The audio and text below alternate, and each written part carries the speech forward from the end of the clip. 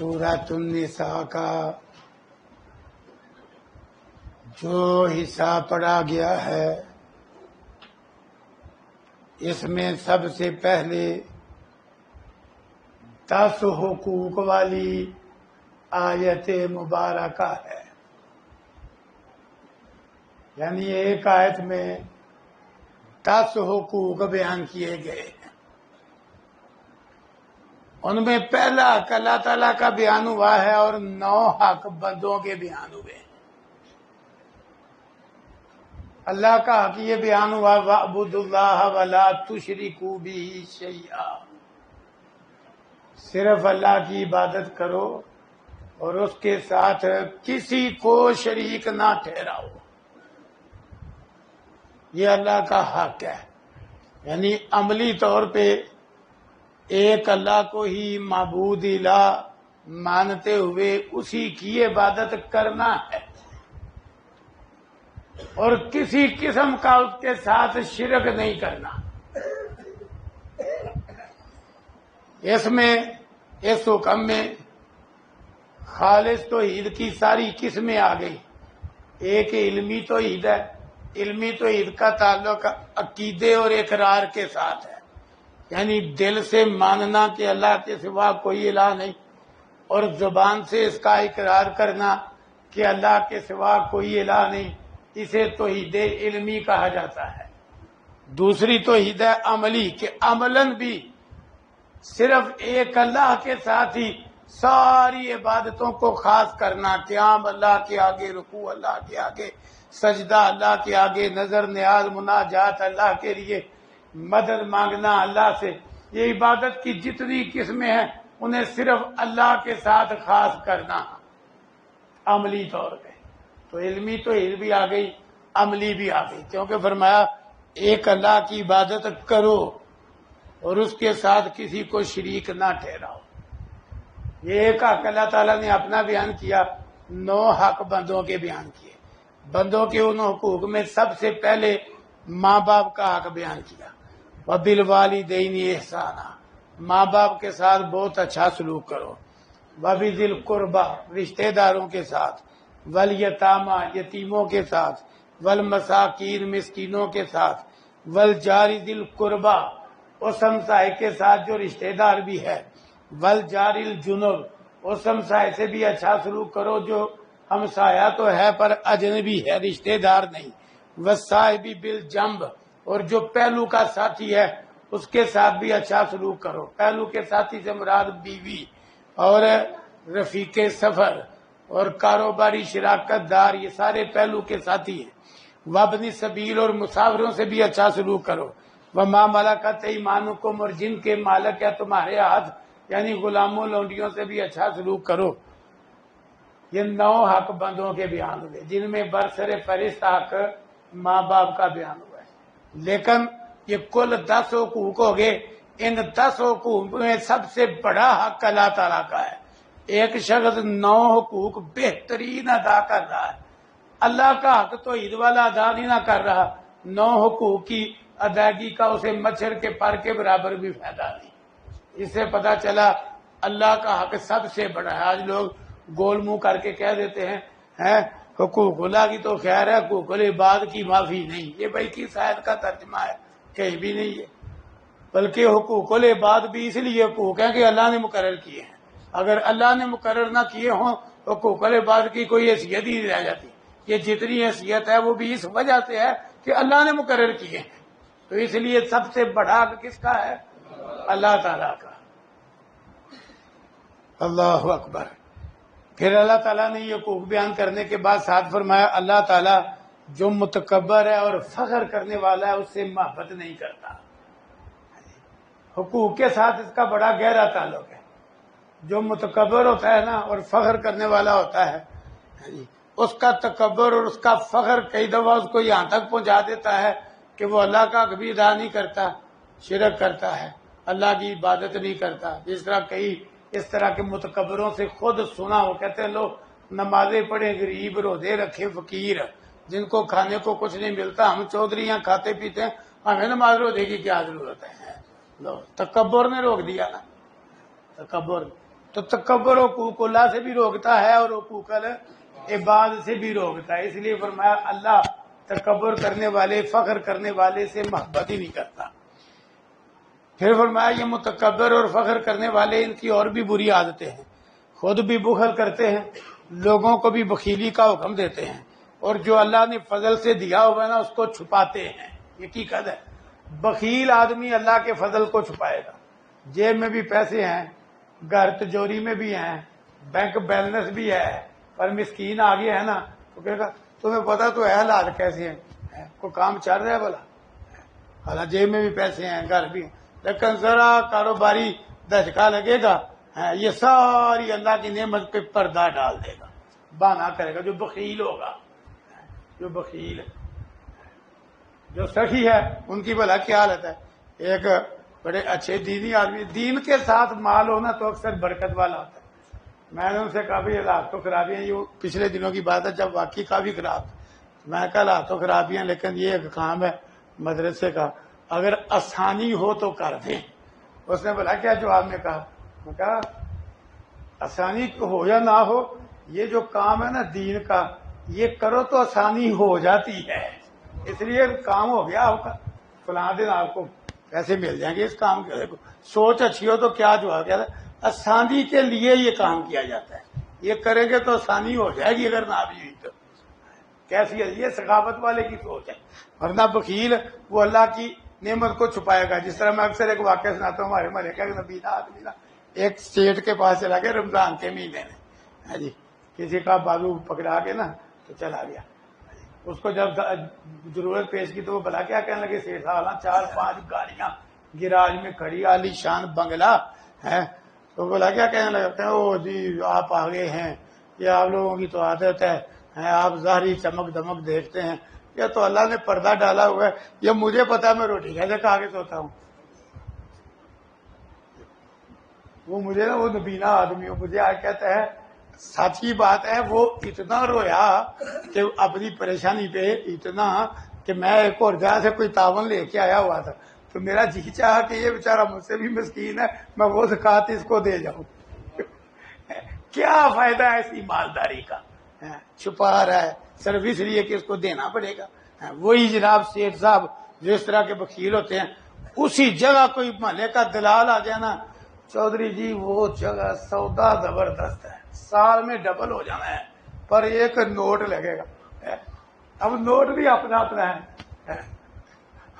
شاید بھائی جیسا مسکین آدمی اس کا نوٹ تو 1 روپے کا ہے، کچھ متوسط ہے ان کا نوٹ 1000 کا ہے، جو کچھ اور اونچے ہیں ان کے ایک نوٹ کا مطلب لاکھ روپیہ ہے، اور جو اور سیٹھ ہے ان کا نوٹ ہے کروڑ کا ہے. تو کہیں وہ ایک نوٹ کی بات ہے، وہ سیٹوں کے حساب سے نوٹ کی ہے. تو کسی کو بتلانا نہیں، میں ابھی تجھے بتلاتا ہوں، کروڑ کی کون سی بات ہے. وہ مسکین آدمی کو 1000 روپیہ دینے سے رو رہا تھا کہ حال ہی کوئی نہیں، وہاں ایک نوٹ کے لیے تیار ہو گیا. ایسا کیوں ہے؟ دنیا کے بدلے پہ نظر ہے، جو اللہ کی طرف سے ملتا ہے اس پہ نظر نہیں. بخیل کی نظر کمزور ہوتی ہے، جسمانی نظر نہیں، حقیقی نظر ہے. جو بصیرت والی نظر ہے اس کی یہ کمزور ہوتی ہے. اسے دنیا کے بدلے نظر آتے ہیں، اسے جو اللہ نے وعدہ دیا نظر نہیں آتا. اس لیے وہ بیچارہ ہر ایک کو ٹالتا ہے، اللہ کے فضل پہ پردہ ڈالتا ہے، اور جہاں دنیاوی فائدہ نظر آئے وہ 1 منٹ میں وہاں سے ہٹ ہو جاتا ہے، منٹ لگتا ہے. پھر نہیں کہتا آپ وہ دلال صاحب ہیں بڑی آپ نے بات اچھی بتلائی ہے، لیکن آپ کو پتہ ہی ہے آج کل بندہ ٹھنڈا ہے، میں کہاں سے 1 نوٹ کا انتظام نہیں، وہاں ابھی کرتا ہوں. کسی کو نہ ابھی بتلانا، منٹ میں اسی جگہ پہ بدل جاتا ہے بیان. اللہ اکبر. اللہ رزق دے، مال دے تو برکت والا دے. وہ جو برکت والا ہے نا اس کا مطلب یہ ہے حلال ذریعے سے ملے، اچھی جگہ خرچ ہو. اللہ اکبر. یہ ہے برکت والا، اور ضرورتیں پوری ہو کے اللہ کی راہ میں خرچ کے لیے بچے بھی، یہ برکت والا رزق ہے. اس لیے رسول اللہ صلی اللہ علیہ وسلم جس کو مال کی دعا دیتے نا ساتھ برکت کی دیتے.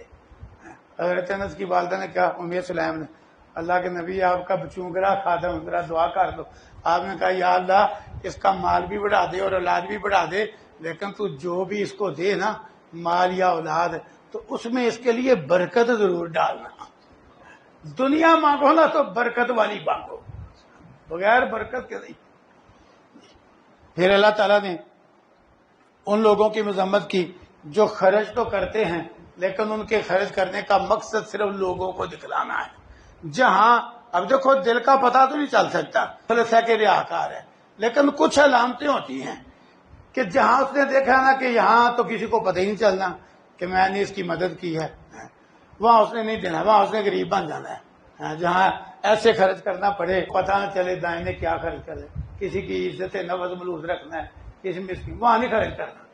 جہاں پتہ چلے نا کہ اس کا چرچا ہوگا، اخبار میں آئے گا، میڈیا پہ آئے گا، سکرین پہ چلے گا کہ فلاں سیٹ نے فلاں مد میں اتنے پیسے دیے، وہاں اس نے کھلا خرچ کرنا، اس سے اندازہ ہو جاتا ہے۔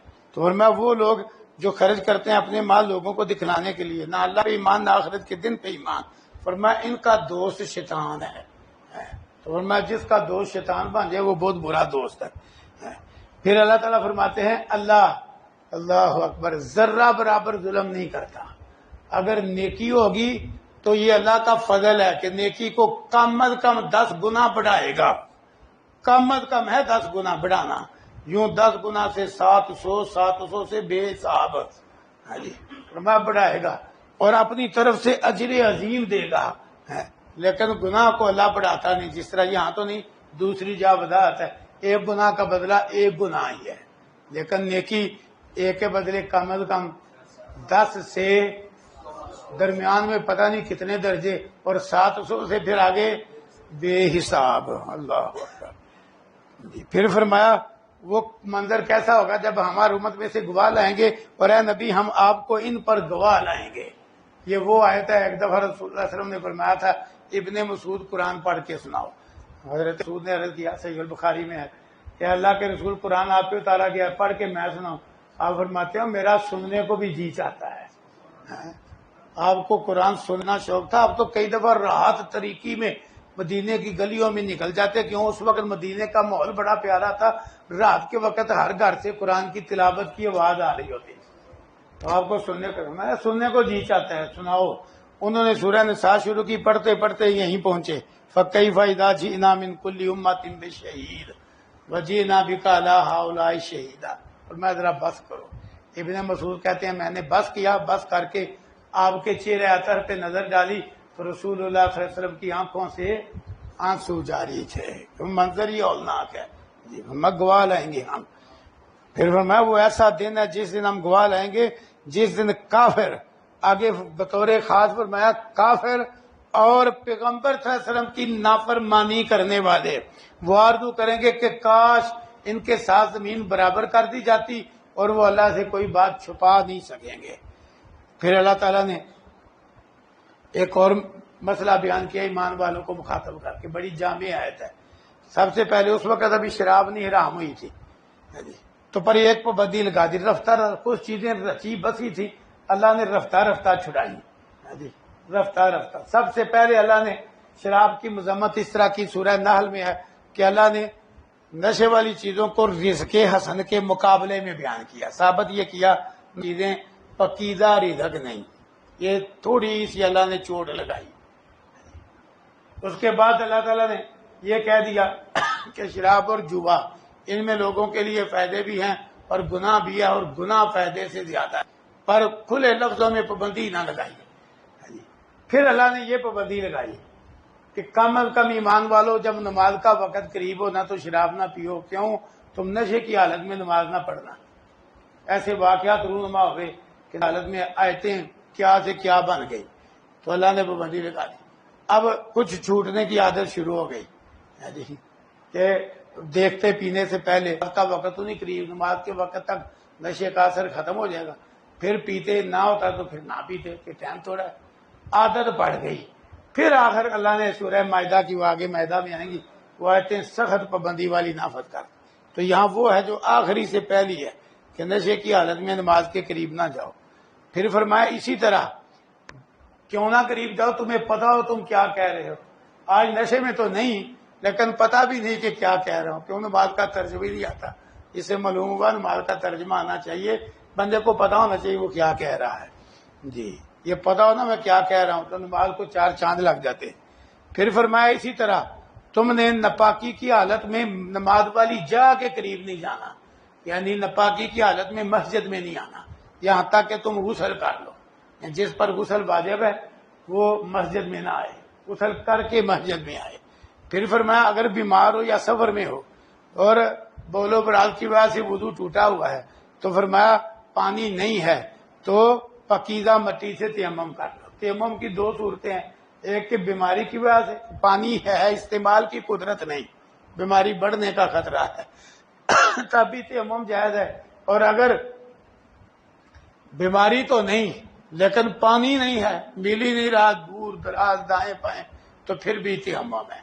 اور تیمم خواہ غسل فرض ہو بندے پہ یا وضو، تیمم کا طریقہ ایک ہی ہے کہ پکیزہ مٹی لے کے اس پہ دونوں ہاتھ مارو، اگر مٹی زیادہ لگ جائے تو پھونک مار لو، کیونکہ مقصد چہرے پہ لپائی کرنا نہیں ہے، لپائی ہو جائے نہیں، لپائی نہیں مقصد طہارت ہے، وہ اتنے سے ہو جائے گی۔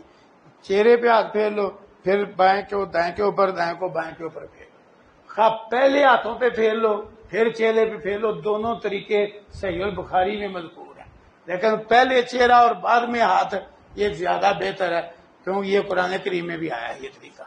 جی تو فرمایا پکیزہ مٹی سے تیمم کر لو، اور طریقہ بتلایا کہ چہروں اور ہاتھوں کا پر مسح کرنا، اس میں اتنا ہی ہے، یہ کلائی تک بس مسح ہے ہاتھوں کا اور چہرے کا بس، اس میں نہ سر کا مسح ہے نہ پاؤں کا مسح ہے، صرف خواہ غسل کی جگہ تیمم ہے خواہ وضو کی جگہ تیمم ایک ہی ہے۔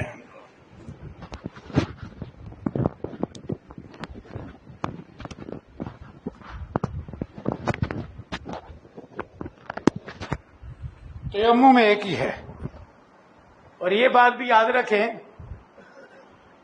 کہ دیکھیں قرآن کریم یہ رسول اللہ صلی اللہ علیہ وسلم سمجھاتے تھے تو سمجھ میں آتا تھا، دینی احکامات آپ کھول کے بیان کرتے تو پتہ چلتا تھا۔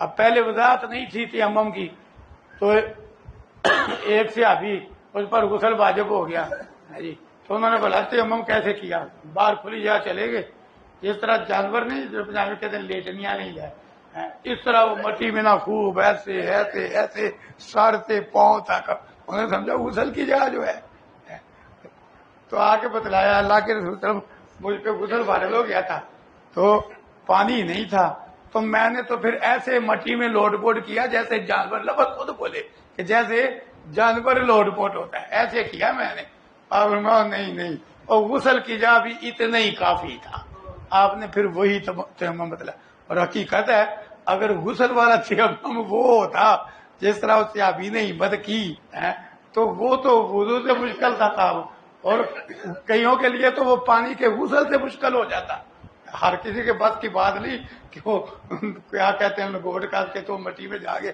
ایسے لوٹ پوٹ ہو، تو اللہ نے بڑی آسانی کی ہے، تیمم ایک ہی رکھا ہے، اللہ اکبر۔ اور تیمم کی ابتدا بڑی بابرکت ہے، حضرت عائشہ رضی اللہ عنہ کا ہر گم ہوا جی، لوگ ایسی جگہ پر تھے نہ پانی تھا نہ ان کے پاس پانی تھا، نہ پانی تھا، ان علاقے میں کنواں چشمہ نہر کوئی شے نہیں تھی، اور اپنے پاس بشکیزوں میں بھی پانی۔ حضرت ابوبکر کو غصہ چڑھ گیا، رسول اللہ صلی اللہ علیہ وسلم حضرت عائشہ کی ران پہ سر مبارک رکھ کے سوئے ہوئے تھے، حضرت عائشہ کہتی ہیں ابا جی آئے میری کوکھ میں ضرب لگائی پورے زور سے، تو نے رسول اللہ صلی اللہ علیہ وسلم کو لوگوں کو روکا ہوا ہے، نہ پاس پانی ہے نہ پانی پر ہے، کیوں نہیں چیزیں سنبھالتی ہوں، باپ سے غصہ چڑھ گیا ایسے۔ حضرت عائشہ کہتی ہیں تکلیف بڑی ہوئی پر میں ایسے نہ ہلی جیسے میں مردہ ہوتی ہوں، احترام رسول اللہ علیہ وسلم کا، کیوں کہ رسول اللہ علیہ وسلم کا سر مبارک تھا، آپ کی نیند خراب نہ ہو، میں ہلی نہیں، ایسے میں ٹھہری نہیں جیسے موت ہے، ورنہ ضرب بڑی سخت لگی، اللہ اکبر۔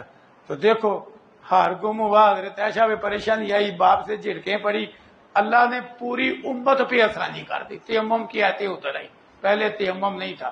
حضرت عمار بن یاسر آئے کہتے ہیں اے ام المومنین، یہ ابو بکر رضی اللہ عنہ کے خاندان کی کوئی پہلی برکت نہیں ہے، آج دیکھو کس منہ سے لوگ ان شخصیات کو برا کہتے ہیں، صحابہ کی حالت کیا تھی، کہا یہ تمہاری پہلی برکت نہیں، جب بھی تمہارے اوپر کوئی تکلیف آئی اللہ نے ساری امت پہ آسانی کر دی، تیمم اتر آیا، اللہ اکبر۔ پھر اللہ تعالیٰ نے اس صورت میں مزید یہود و نصارہ کی مذمت فرمائی، اور ہم نے کتاب دی ہوئی ہے، کتاب کے ہوتے ہوئے گمراہی خریدتے ہیں، گمراہی خریدتے ہیں۔ کیوں جی؟ کوئی گمراہی کی دکان ہے، دنیا کی تو بڑی چیزوں کی دکانیں ہوتی ہیں نا جی، بڑے بڑے سپر سٹور خصوصاً آج کے دور میں تو آگے ہیں، دکانیں، منڈیاں، مارکیٹ، گمراہی کی کوئی دکان نہیں اور اس کو خریدا بھی نہیں جاتا، لیکن لفظ بولے گمراہی خریدتے ہیں۔ یہ اصل میں مطلب یہ ہے کہ گمراہی ان کی پسند چیز ہے کہ اس کو ایسے لیتے ہیں جیسے شے خریدی جاتی ہے۔ کیوں؟ بندہ شے خریدتا ہوا جس کی یا ضرورت بڑی ہو یا جس کا شوق بڑا ہو، کیوں جی؟ تبھی بندہ خریدتا ہے، ورنہ پیسے نکالنے کا جی کہاں چاہتا؟ پیسے دے کے شے تب خریدتا ہے جب ضرورت ہو یا شے کا شوق بڑا ہو۔ تو اللہ نے یہ شوق ثابت کرنے کے لیے کہ ان کو گمراہی کا اتنا شوق ہے، گمراہی خریدتے ہیں، اور ہمارے خود بھی گمراہ ہیں اور تمہارے بارے بھی ان کی آرزو ہے کہ تم بھی سیدھی راہ سے بھٹک جاؤ۔ اللہ اکبر۔ فرمایا پھر مزید مذمت کرتے ہوئے فرمایا یہ کلمات کو، تورات کے، انجیل کے کلمات کو ان کی جگہوں سے بدلتے ہیں۔ سمینا وا کہنے کی سمینا وا سینا کہتے ہیں، ہم نے سنا اور ہم نے نافرمانی کی۔ پیغمبر صلی اللہ علیہ وسلم کو آگے کہتے آپ ہماری بات سنیں، ساتھ کہتے غیرہ مسمع، آپ کو نہ ہی سنا جائے، معاذ اللہ۔ پھر ساتھ متوجہ کرنا ہوتا تو رائی نہ جھٹکا دے کے بولتے۔ اللہ فرماتے ہیں اگر یہ سمینا و اطعنا کہتے، صرف وسمع کہتے، پھر رائنا کی بجائے انظرنا بولتے تو ان کے حق میں بہتر بھی ہوتا، درست بھی ہوتا، لیکن فرمایا یہ کیوں بہتر بولتے ہیں؟ ان کے دلوں پہ اللہ نے مہریں لگا دی ہوئی ہے۔ اللہ اکبر۔ پھر اللہ تعالیٰ نے اس صورت میں ایک آیت میں اہل کتاب کو ایمان کی دعوت سخت انداز میں دی۔ چند خطبے پہلے میں نے کہا تھا قرآن دونوں طرح کی نصیحت پر مشتمل ہے، سخت بھی نرم۔ اہل کتاب ایمان لاؤ اس پہ جو ہم نے اتارا ہے، جو اس کی تصدیق کرنے والا ہے جو تمہارے پاس ہے، اس سے پہلے ایمان لے آؤ کہ ہم چہرے تمہارے پچھلی جانب کی طرح کر دیں یا ہم ایسے لعنت بھیجیں جیسے ہم نے ہفتے میں زیادتی کرنے والوں پہ لعنت کی تھی۔ لاؤ ایمان، ڈرایا اللہ تعالیٰ۔ اب سوال پیدا ہوتا ہے اس آیت کے اترنے کے بعد بھی، اس آیت کے اترنے کے بعد بھی کئی یہودی سے ایمان نہیں لائے تو نہ شکلیں بدلی اور نہ چہرے پچھلی جانے والے ہوئے، تو پھر اس ڈراوے کا کیا مطلب ہوا؟ تو اس کے دو جواب ہیں۔ پہلا جواب یہ ہے کہ وعدہ ہوتا ہے اچھائی کا، وہ پورا کرنا ضروری ہے۔ یہ جو سزا کی وعید ہے نا، صرف ڈراوا ہے، یہ پورا نہ بھی کیا جائے تو اس کو وعدہ خلافی نہیں کہتے، یہ وعدہ خلافی نہیں، لہذا یہ عیب نہیں۔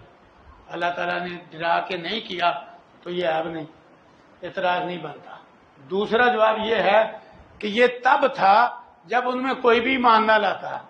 ان آیتوں کے اترنے کے بعد بڑے لوگ یوں یہود و نصارہ میں سے ایمان لے آئے، تو جب بہت بڑی تعداد ایمان لے آئی تو اللہ تعالیٰ نے وعید ختم کر دی کہ بہت بڑی تعداد ایمان لے آئی، پہلے لا نہیں رہے تھے، تو بات پوری ہو گئی، اس لیے بھی اعتراض کوئی نہیں۔ پھر اللہ تعالیٰ نے صورت میں اعلان کیا، فرمایا یقیناً اللہ نہیں بخشے گا۔ اس سے پھر اللہ کے حق کا بڑھانا ثابت ہوا۔ فرمایا اللہ نہیں بخشے گا کہ اس کے ساتھ شرک کیا جائے، اس کے علاوہ جتنے گناہ ہیں جس کے لیے چاہے گا بخش دے گا، یہ نہیں پر کہا بخش دے گا، اللہ کو پتا ہے کہ کون کتنے درجے کا اور کس لائق ہے، اس میں جس کے لیے چاہے گا بخش دے گا، پر شرک نہیں اللہ نے معاف کرنا۔ اللہ اکبر۔ فرمایا کیوں؟ جس نے شرک کیا نا اللہ کے ساتھ اس نے بہت بڑا گناہ کمایا۔ شرک ایسی گندگی ہے اس کو پاک کیا ہی نہیں جا سکتا، ہے ہی ایسی گندگی، اس لیے جہنم کی آگ بھی اس کو پاک نہیں کرے گی۔ پھر اللہ تعالیٰ نے ان لوگوں کی تردید کی جو اپنے آپ کو بڑا پاک باز بناتے ہیں۔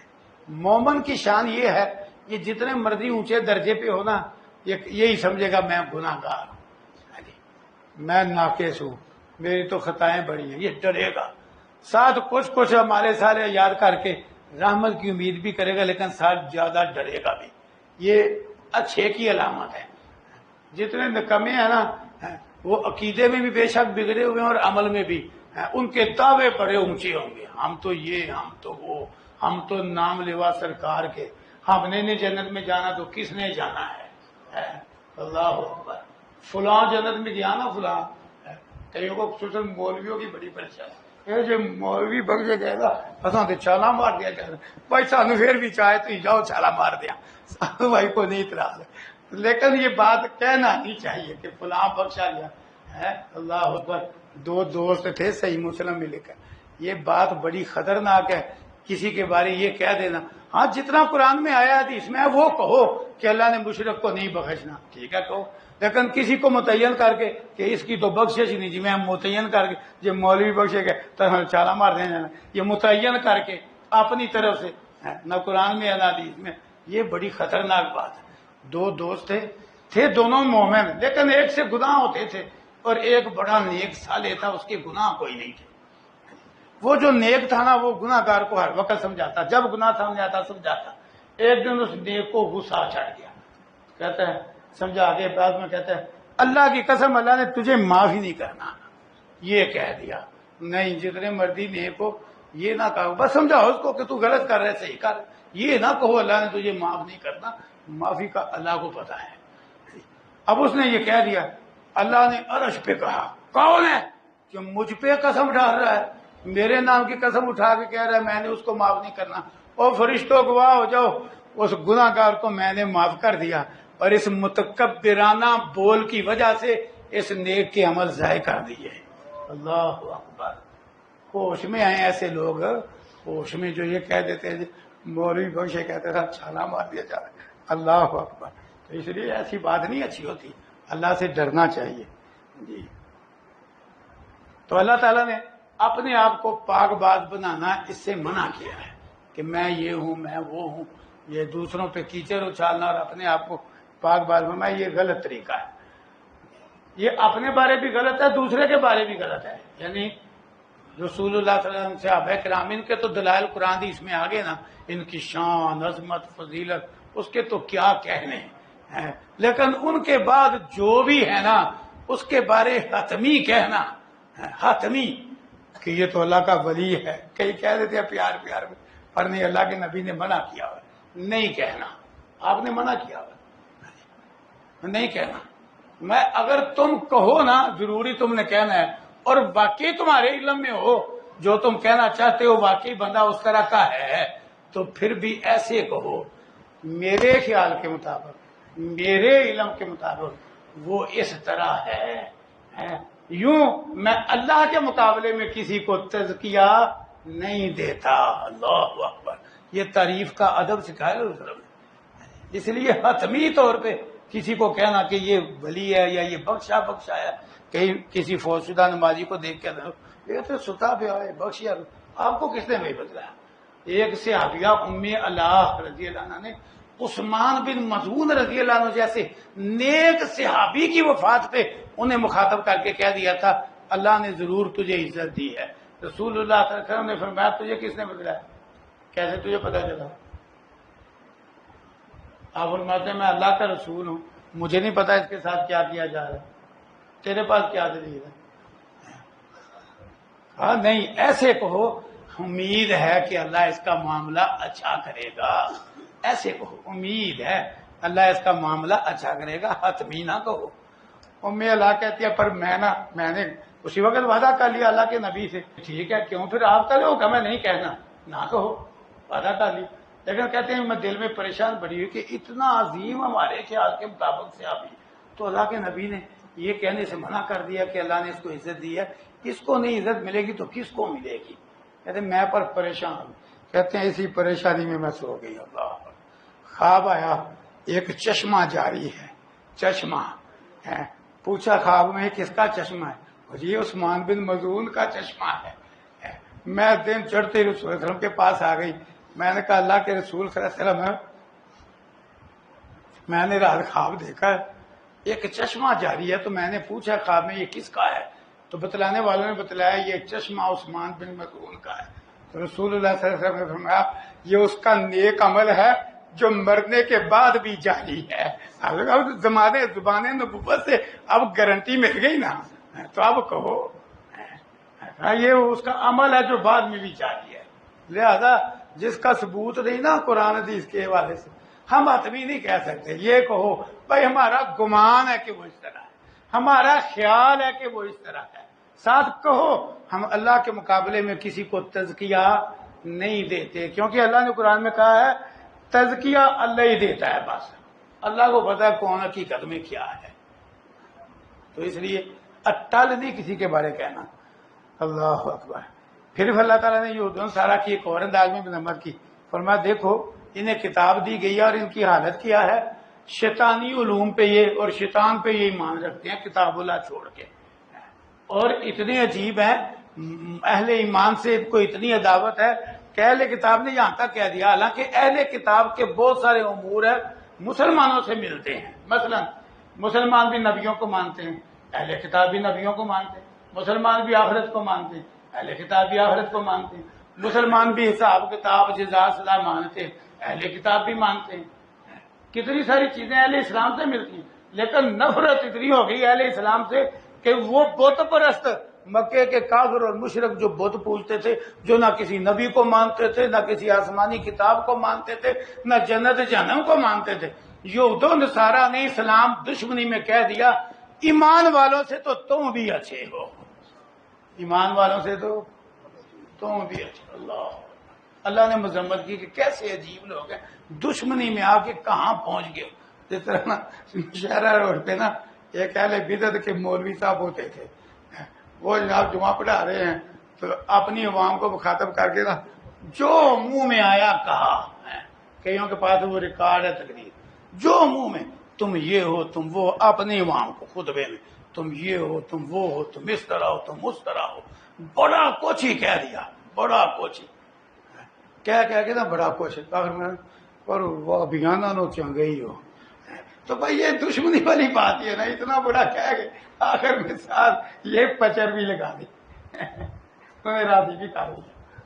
تو یہ نہیں، آدمی کو زبان سے حاکی کہنا چاہیے، اپنا ہو یا بیگانہ بات صحیح کرنا چاہیے۔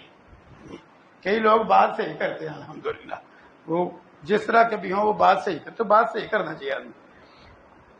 پھر فرمایا کہ اصل میں انہوں نے یہ کیوں کہا ہے بھلا کہ بت پرست لات منات کے پجاریوں کو کہہ دیا یہ ایمان والوں سے زیادہ اچھے ہیں اور ہدایت مند، فرمایا بھلا کیوں کہا؟ اس لیے کہا ان کو حسد ہو گیا ہے کہ آخری نبی کیوں ان میں آئے، ان کو حسد ہو گیا اور کوئی شے نہیں۔ فرمایا کیا اللہ کے خزانوں کے مالک یہ ہیں جو حسد کرتے ہیں؟ اللہ کی مرضی ہے آخری نبی بنو اسرائیل سے بھیجے، بنو اسماعیل سے بھیجے، ان کو کیا پریشانی ہے؟ اگر ہم نے آخری نبی آل ابراہیم سے بھیجا ہے تو ہم نے اس سے پہلے بھی آل ابراہیم کو کتاب بھی دی، نبوت بھی دی اور بہت بڑی بادشاہت بھی دی۔ اللہ اکبر۔ پھر فرمایا یہ نہیں نہ مانتے ہماری آیتیں، جو لوگ ہماری آیتیں نہیں مانتے ہم انہیں آگ میں داخل کریں گے، جب ان کا چمڑا آگ میں جل کے بھن جائے گا نا نیا چمڑا اگائیں گے، بار بار تاکہ تکلیف نہیں ہو۔ ساتھ فرمایا یہ فوراً نیا اگانا، پھر جلانا، پھر اگانا، پھر جلانا اللہ پہ بڑا آسان ہے۔ اللہ ہر طرح کے چھوٹے بڑے کفر سے اور شک سے بچا کے رکھے۔ فرمایا اس کے مقابلے میں جو ایمان لے اور نیک عمل کیے انہیں ہم نیچے سے جہاں وہ ہمیشہ رہیں گے، ان کے لیے اس میں پاک کی گئی بیویاں ہوں گی اور ہم انہیں گھنے سائے میں جگہ دیں گے۔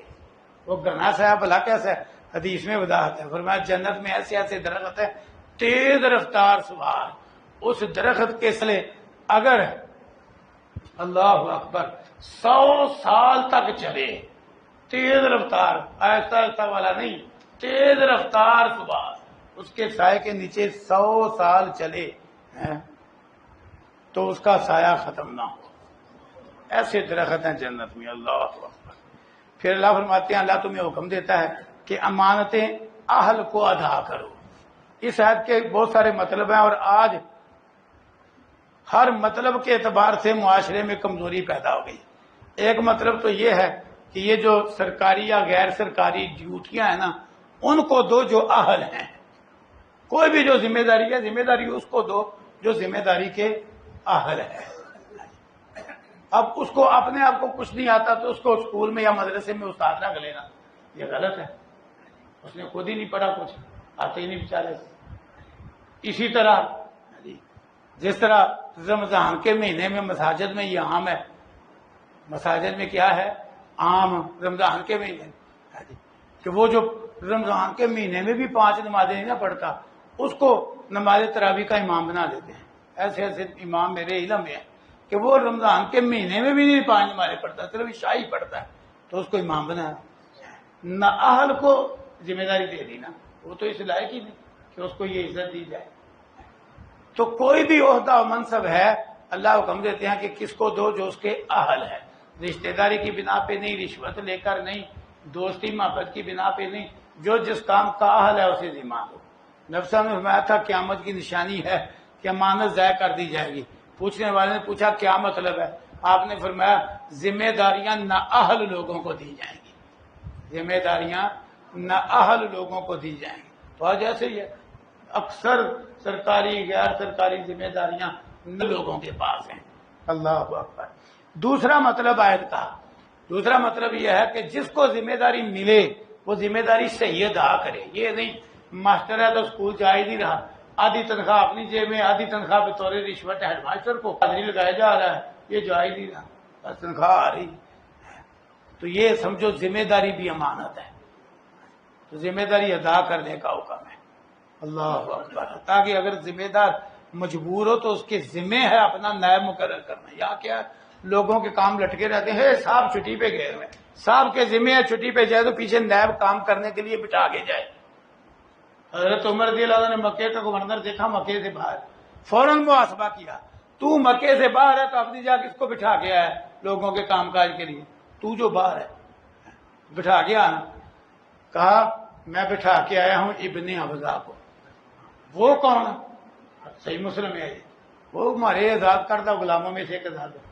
حضرت عمر کہتے ہیں آزاد کردہ غلام کو مکے کا تو گورنر بنا ہے اپنی جگہ؟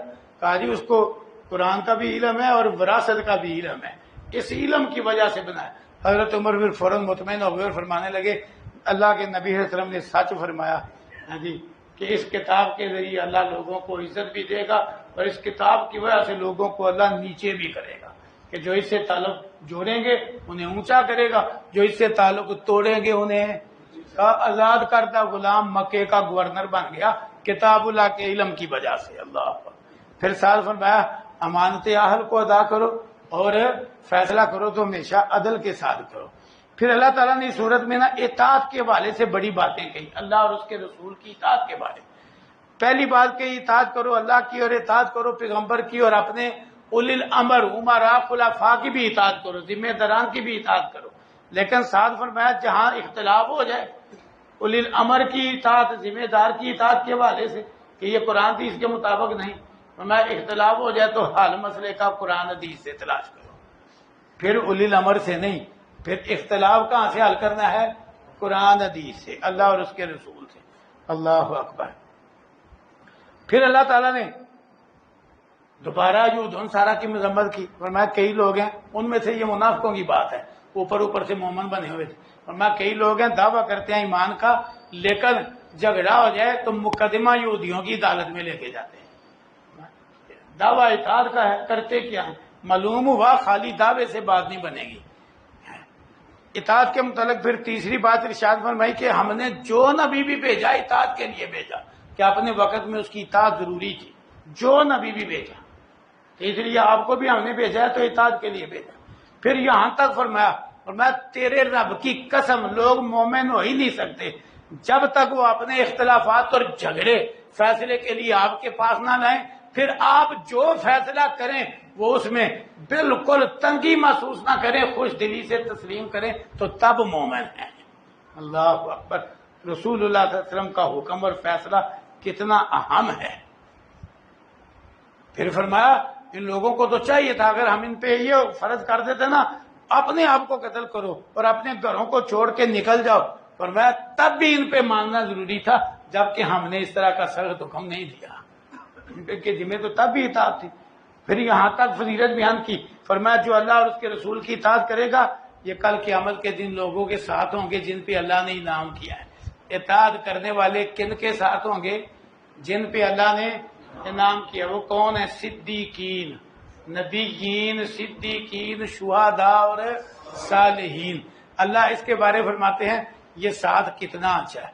آج لوگوں کو اس ساتھ کا فکر ہی نہیں، اللہ اور اس کے رسول صلی اللہ علیہ وسلم کی اطاعت کریں تو یہ ساتھ ملے گا۔ آج تو عجیب ہی جاؤ کیا ہے، اخبار میں اشتہار چھپتا ہے جی کہ یہ مقابلہ اس میں شامل ہو، جو جیت جائے گا اس کو انعام کیا ملے گا؟ فلاں اداکار یا فلاں اداکارہ کے ساتھ ڈنر۔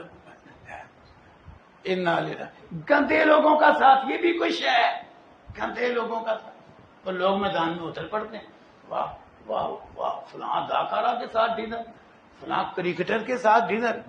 وہ لوگ ساتھ تو یہ ہے جس ساتھ کو اللہ اچھا ساتھ کہہ رہا ہے، وَحَسُنَ أُولَئِكَ رَفِیقًا۔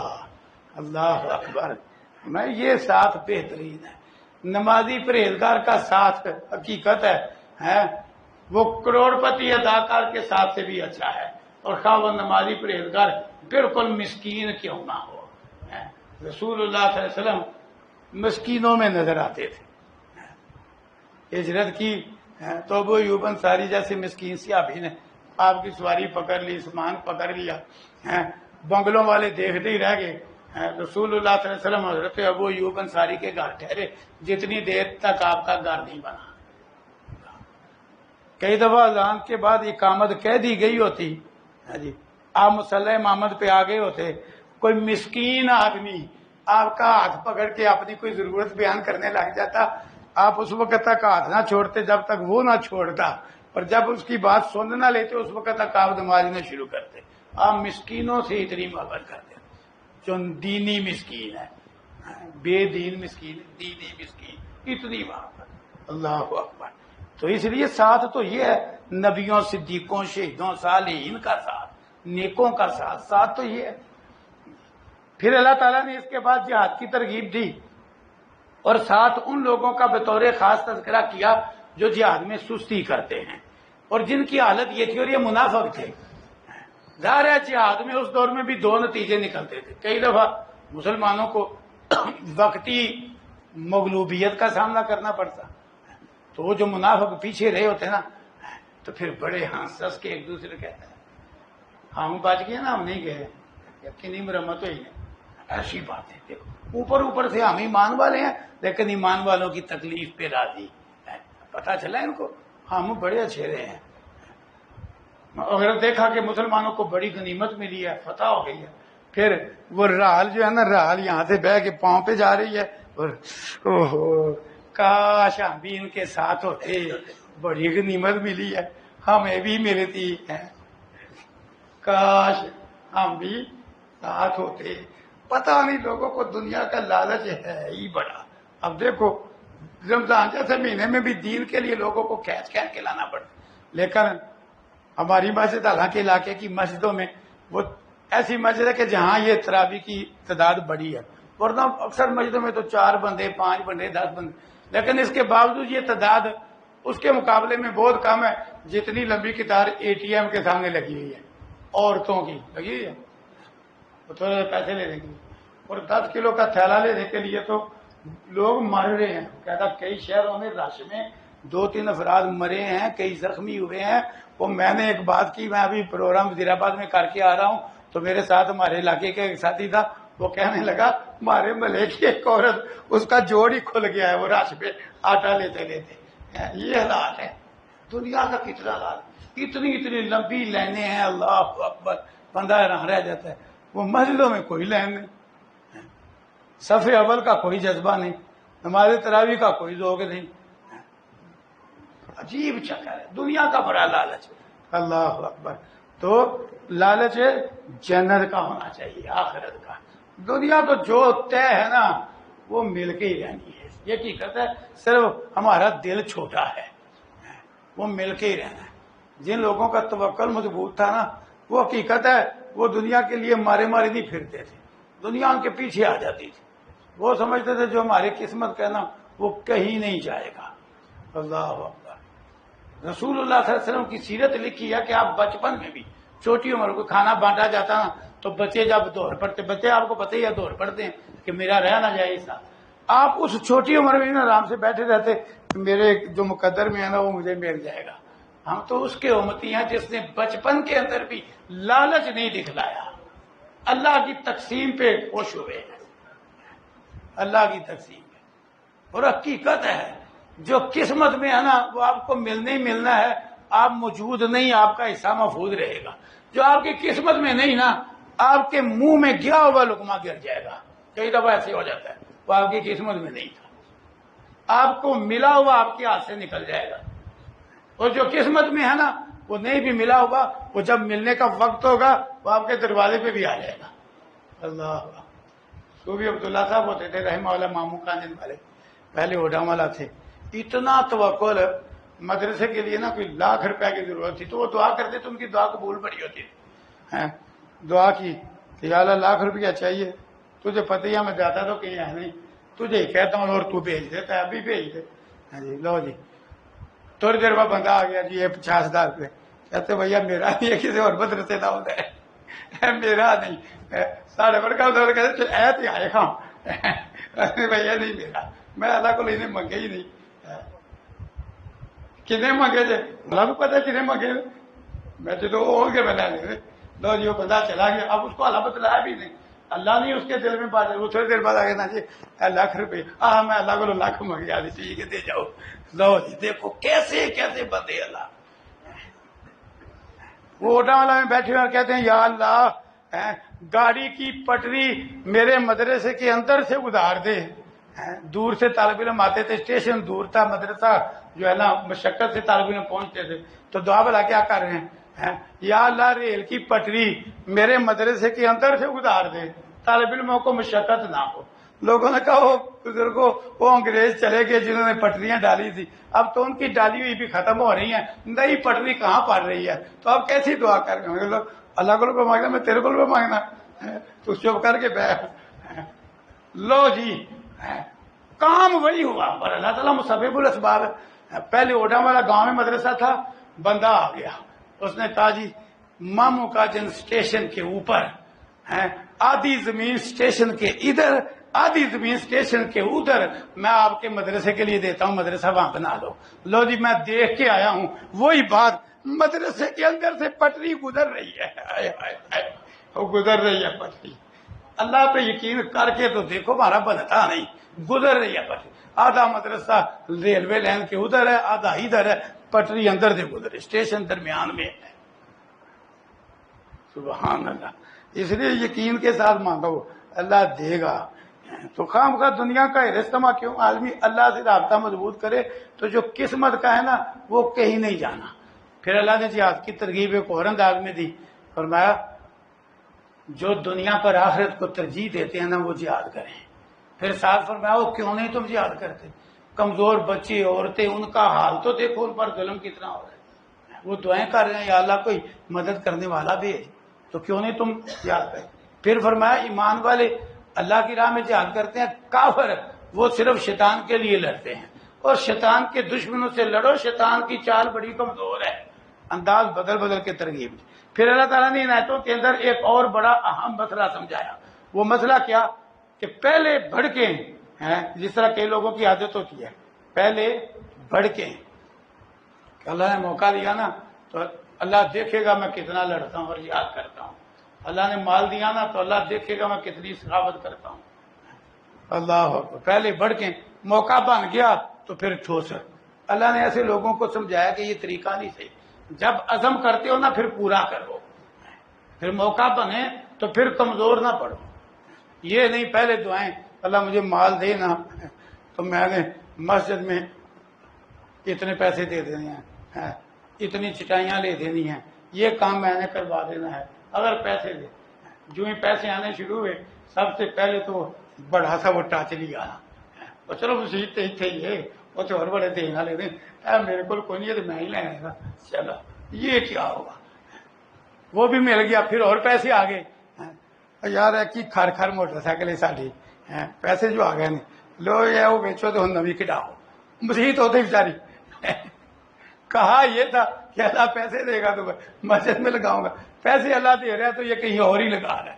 اللہ کو نہیں انداز پسند. جب بات کی ہے کہ پیسے دے تو میں ایسا کروں گا، پھر کر کے دکھلاؤ، وہ نیکی کر کے دکھلاؤ، پتا چلے آپ اپنی بات میں مخلص تھے، سچے تھے. اللہ نے ایسے لوگوں کو خبردار کی. پھر ساتھ اللہ تعالیٰ نے ایک اور انداز میں جہاد کی ترغیب دی. فرمایا موت ہے نا، موت ہے یہ آ کے ہی رہنی ہے جہاں کہیں بھی ہو. جو وقت آ گیا نا تم پھر بچ نہیں سکتے، وہ آ کے ہی رہے گی. آئے گی اس وقت جب اللہ کی طرف سے وقت ہوگا، اور جب ہوگا تو پھر آ کے رہے گی. تو موت سے ڈر کے کیوں جہاز سے پیچھے رہتے. اللہ اکبر. پھر اللہ تعالیٰ نے سورت میں رسول اللہ صلی اللہ علیہ وسلم کی ایک بے انتہا عظمت بیان کی. وہ کیا فرمایا؟ من یطیع الرسول فقد اطاع اللہ. امام ابن تیمیہ رحمہ اللہ لکھتے ہیں اگر قرآن میں دیکھا جائے نا تو سب سے بڑی فضیلت رسول اللہ صلی اللہ علیہ وسلم کی اس آیت میں ہے کہ اللہ فرماتے ہیں جس نے ہمارے پیغمبر کی اطاعت کی اس نے اللہ کی اطاعت کی. من یطیع الرسول فقد اطاع اللہ. بڑی شان ہے اگر غور کیا جائے. آج لوگوں نے جس معاملے میں ایک کرنا نہیں تھا وہاں ایک کر دیا. الوہیت میں اللہ اور نبی کو ایک کر دیا. اللہ کو بھی پکارا، پیغمبر کو بھی پکارا. وہاں تو ایک کرنا ہی نہیں تھا، وہ علیحدہ علیحدہ ہیں بالکل. اور جہاں ایک کرنا تھا کہ حکم پیغمبر کا وہ اللہ کا حکم ہی ہے، وہاں علیحدہ علیحدہ کر دیا. وہاں پیغمبر کے حکم کے مقابلے میں پیر اور امام کا حکم بڑا کر دیا. نہیں، اصل شان تو یہ ہے فرمایا جس نے پیغمبر کی اطاعت کی اس نے اللہ کی اطاعت کی. اللہ اکبر. پھر اللہ تعالیٰ نے سورت کے اس حصے میں پھر کل کے سبق میں بھی ہم نے پڑھا خبروں کے والے سے کہ خوف و راحت والی خبریں نہیں پھیلانا. یہاں پھر اللہ نے خبروں کے بارے ایک ضابطہ بیان کیا. فرمایا یہ منافقوں کا کردار ہے کہ امن والی یا خوف والی کوئی خبر آ جائے تحقیق کے بغیر بس وہ چڑھا دیتے ہیں. یہ منافقوں کا طریقہ یہ ہے کوئی بھی خبر ہے تو ذمہ دار کو پہنچاؤ. ذمہ دار غور کرے گا کہ یہ خبر مشہور کرنے والی ہے کہ نہیں ہے. یہ طریقہ ہے اہل ایمان کے لیے، یہ ضابطہ ہے. یہ نہیں جو خبر آئی مشہور کر دی، پتہ ہی نہیں اس کے سر پاؤں کا، خام خواہ لوگوں کو پریشان کرنے کے لیے. یہ غلط ہے. خبر کی تحقیق کرو اور ذمہ دار کو پہنچاؤ. ذمہ دار سمجھے تو اس کو مشہور کرے، نہ سمجھے تو نہ مشہور کرے. اللہ اکبر. پھر اللہ تعالیٰ نے اس صورت میں رسول اللہ صلی اللہ علیہ وسلم کو مخاطب کر کے ایک زبردست حکم جاری کیا. آپ پر بعض امور میں رخصت اسی لیے تھی کہ آپ کے لیے کچھ احکام بھی انفرادی انتہائی سخت تھے. اللہ نے فرمایا اے نبی آپ کے ساتھ کوئی امتی ملے یا نہ ملے آپ اللہ کی راہ میں جہاد کریں، آپ اکیلے پابند ہیں. یہی وجہ ہے جن جن مارکوں میں وقتی طور پہ مسلمان میدان سے ہل گئے نبی صلی اللہ علیہ وسلم نہیں ہلے. آپ آگے ہی بڑے ہیں. احد میں وقتی طور پر مسلمان پیچھے ہٹے، آپ نہیں پیچھے ہٹے. حنین میں وقتی طور پہ مسلمان پیچھے ہٹے، آپ نہیں پیچھے ہوتے. کیوں؟ اللہ تعالیٰ کی طرف سے حکم تھا کہ کوئی آپ کے ساتھ نہ بھی رہے، آپ پابند ہیں. آپ نے آگے بڑھ کے لڑنا ہی ہے، پیچھے نہیں پلٹنا. تو آپ نے اس پہ عمل کر کے دکھلایا. اللہ اکبر. تو کیسا تقیدی حکم تھا. پھر اللہ تعالیٰ نے اس صورت کے اندر ایک انتہائی اہم مسئلہ بیان کیا، دوسرے کو کسی کام پہ لگانے کا، سفارش کا، ترغیب کا، دعوت کا. اور میں جو تو کسی دوسرے کو اچھی ترغیب دے گا، اچھائی کی دعوت دے گا، اور میں جو اچھائی کرے گا اس کو اچھا بھی دے گا. جو کسی کو برائی کی ترغیب دے گا اس کی ترغیب پہ جو برائی کرے گا اس کو بھی برائی حساب دے گا. اور اللہ پورا حساب لینے والا ہے، اس کو پتا ہے کس نے کس کام میں کتنا حصہ ڈالا ہے. اللہ اکبر. پھر اس کے بعد اللہ تعالیٰ نے منافقوں کے حوالے سے اہل ایمان کی کچھ اصلاح کی، وہ ایک تفصیلی معاملہ ہے. اس کے بعد اللہ تعالیٰ نے خون مسلم کے بارے احکامات اتارے. اور میں پہلی بات تو یہ ہے مومن کو آمدن قتل ہی نہیں کر سکتا. میں یہ مومن کے لائق ہی نہیں کہ وہ مومن کو آمدن قتل کرے. ہاں بلا ارادہ ہو سکتا ہے. بلا ارادہ کا بھلا کیا مطلب ہے؟ تیر شکار پہ چلایا، اچانک آگے بندھا آ گیا مومن، اس کو لگ گیا، یہ بلا ارادہ، اس کو کہتے ہیں بلا ارادہ. یا آدمی کو گونسا مارا، گونسے سے بندہ مرتا تو نہیں، وہ لگ گئے تھے جا کے وہ مر گیا، اس کو کیا کہتے ہیں؟ بلا ارادہ.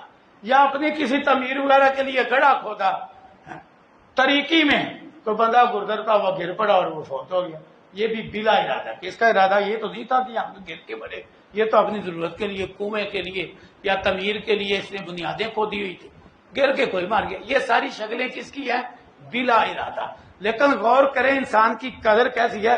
فرمایا اگر کوئی بلا ارادہ بھی کسی مومن کو قتل کرے تو فرمایا ایک گردن آزاد کرنا ہے اور اس کے گھر والوں کو بلا ارادہ میں قصاص نہیں ہوتا، گھر والوں کو 100 دیت بھی دینا ہے. فرمایا اللہ یہ کہ وہ وارث معاف کر دے تو علیحدہ بات ہے، ورنہ لیکن وہ معاف کر بھی دیں تو اس نے گردن عذاب تب بھی کرنا ہے۔ پھر فرمایا ہاں دوسری شکل ہے کہ بندہ مومن ہے جو بلا ارادہ قتل ہوا ہے پر اس کی قوم کافر ہے، فرمایا اس شکل میں، اور کافر ہیں بھی تم سے لڑنے والے، فرمایا اس شکل میں تم نے دیت نہیں دینا لیکن ایک گردن آزاد کرنا ہے معافی کے لیے۔ تیسری شکل ہے جو بندہ قتل ہوا ہے، بندہ مومن ہے، قوم ہے کافر، لیکن کافر ایسے ہیں جن سے صلح ہے، معاہدہ، فرمایا پھر دوبارہ تم نے گردن بھی آزاد کرنا ہے اور دیت بھی دینا ہے۔ کافر کہا اس کے وارث ہے پر دیت دینا ہے، کیوں؟ معاہدہ تھا اس لیے۔ آگے فرمایا جس طرح آج کل غلام لونڈیاں نہیں، فرمایا اگر غلام لونڈی کوئی نہ پائے تو پھر کیا کرنا ہے؟ دیکھو بلا ارادہ قتل پر بھی فرمایا کیا کرنا ہے؟ 2 مہینے پیدل پہ روزے رکھنے ہیں، توبہ من اللہ، یہ توبہ کا طریقہ ہے اللہ کی طرف سے، یہ بلا ارادہ ہے۔ آگے فرمایا ہاں اور جو کسی مومن کو جانتے بوجھتے نہ حق قتل کرے، فرمایا اس کی سزا جہنم جس میں لمبی مدت ٹھہرے گا، اس پر اللہ کا غضب، اس پہ اللہ کی لعنت، اور اللہ نے اس کے لیے بہت بڑا عذاب تیار کر رکھا۔ خون مسلم اتنا قیمتی ہے، میدان جہاد ہو رہا ہو، آپ ایک کافر کی طرف بڑھتے ہیں، وہ سمجھتا ہے میں قابو آ گیا ہوں، وہ اتنے میں پڑھ دیتا اشہد اللہ الہ الا اللہ، لیکن میدان جہاد میں بھی کلمے کی اتنی شان ہے، اس نے پڑھ دیا ہے نا، آپ قتل نہیں کر سکتے کہ اس نے کلمہ پڑھ دیا ہے۔ یہ خون مسلم ہے، حالانکہ اس نے اسی وقت پڑھا ہے۔ 2 واقعے اس سلسلے میں سناتا ہوں۔ ایک نبی صلی اللہ علیہ وسلم کے لاڈلے صحابی حضرت اسامہ بن زید کا کہ اسی طرح ایک پہ حملہ کیا، اس نے پڑھ دیا اشہد اللہ، انہوں نے پھر بھی قتل کر دیا۔ رسول اللہ صلی اللہ علیہ وسلم کو اطلاع ملی، آپ نے کہا تو نے کلمے کے باوجود قتل کر دی، اور جی اس نے بچنے کے لیے پڑھا تھا، آپ نے میں دل چیر کے دیکھنا تھا نا، اس نے بچنے کے لیے پڑھا۔ بنے گا کیا جب وہ لا الہ الا اللہ لے کر آئے گا قیامت کے دن؟ آپ نے لاڈلا ہونے کے باوجود بڑے ہی جھڑکا۔ حضرت اسامہ کہتے ہیں اتنی جھڑکے پڑی میں نے خواہش کی کاش میں اس سے پہلے ابھی مسلمان ہی نہ ہوا ہوتا۔ دوسرا واقعہ، ایک شخص کہتا ہے اللہ کے رسول صلی اللہ علیہ وسلم میں میدان جہاد میں لڑ رہا ہوں، ایک بندہ میرا بازو کاٹتا ہے، جب میں اس پہ قابو پاتا ہوں وہ درخت کے پیچھے ہو کے کہتے ہیں اشہد اللہ الہ الا اللہ، اب میں قتل نہ کروں؟ میں نہیں قتل کرنا، اللہ کے رسول اس نے پہلے میرا بازو کاٹا ہے، وہ کافر ہے، اب اس کو پتا چلا میں قابو پا رہا ہوں تو وہ کہتا ہے اشہد اللہ الہ الا اللہ، میں نہیں قتل کرنا۔ اللہ کے نبی وہ پھر پوچھتا ہے اس نے میرا بازو کاٹا ہے، اب میں اس پہ قابو پانے لگا ہوں تو کہتا ہے اشہد اللہ الہ الا اللہ۔ تو آپ فرماتے ہیں نہیں قتل کرنا، اگر تو نے کلمے کے بعد اسے قتل کر دیا، اللہ اکبر، تو اس کے اس مرتبے پہ ہو جائے گا جو اس کا کلمہ پڑھنے سے پہلے تھا، اور وہ تیرے اس مرتبے پہ ہو جائے گا جو تیرا اس کو قتل کرنے سے پہلے تھا۔ بڑی سستی ہے، مسلمان کا خون کوئی اتنا سستا نہیں، لہذا کوئی پڑھ ہی دینا شاید چھوڑ دینا اس کو، نہیں کہنا، یہ اسلامی جہاد ہے۔ اللہ اکبر۔ پھر اللہ تعالیٰ نے فضیلت بیان کی کہ جہاد کرنے والے اور جہاد نہ کرنے والے مومن، اگرچہ دونوں مومن ہیں، سب سے جنت کا وعدہ ہے، لیکن فرمایا درجے میں نہیں برابر، درجوں کا بڑا فرق ہے، جہاد والا درجے میں بڑا ہی اونچا ہوگا، جس طرح حدیث میں بھی ہے، فرمایا اللہ نے جنت میں 100 درجے صرف مجاہدوں کے بنائے ہیں، ایک کا دوسرے سے اتنا فرق ہے جتنا آسمان سے زمین کا فرق ہے۔ اللہ اکبر۔ پھر اللہ نے سورت کے اندر ہجرت کی زبردست فضیلت بیان کی، ہمارے ایک علاقے میں دین پہ عمل مشکل ہے، ہجرت کرو، جو ہجرت کرے گا اللہ کا وعدہ ہے اس کو اسلام کے مطابق زندگی گزارنے کی جگہ ضرور ملے گی۔ پھر ساتھ فرمایا جو ہجرت کے لیے چل پڑا، راستے میں موت آ گئی، ہجرت گاہ تک پہنچا نہیں، فرمایا اجر اس کو پورا ہجرت کا مل جائے گا۔ پھر نماز قصر کا مسئلہ اس صورت کے اس حصے میں آیا جو آج ہم نے پڑھا ہے، سنا ہے جی، کہ سفر کے اندر مسافر 4 رکعت والی نماز کو 2 رکعت پڑھ سکتا ہے، 4 رکعت والی نماز کو 2 رکعت پڑھ سکتا ہے سفر میں، پر سفر پورا ہو 22 کلومیٹر کا جی، اور وہ سفر میں نماز پڑھے۔ اگر سفر میں ٹائم ہوا، ٹائم بھی گزر گیا، نہیں پڑھی، واپس آ گیا نا، واپس آ کے پوری پڑھنی پڑے گی۔ سفر میں قصر تب ہے نماز بھی سفر کی ہو اور بندہ بھی سفر میں ہو۔ اگر زور ادھر ہو گیا تھا، ٹائم نہیں پڑھی تو سفر میں جا کے پڑھا تو پوری پڑھے گا، کیوں؟ وہ مسافر ضرور ہے پر نماز سفر کی، نماز تو حضر کی ہے، پوری پڑھے گا۔ اور اگر سفر میں رہ گئی ہے، نہیں پڑھی، واپس آ گیا ہے، اب بھی قصر نہیں، کیوں؟ نماز سفر کیا پر بندہ مسافر نہیں۔ کثر کب ہے کہ جب سفر بھی ہو اور نماز بھی. یہ یاد رکھنا، بڑے مغالطے میں ہیں اس مسئلے میں لوگ. کب کثر ہے؟ جب بندہ بھی سفر میں ہو اور نماز بھی اس سفر کی ہو. اللہ عمل کی توفیق دے. سبحان اللہ.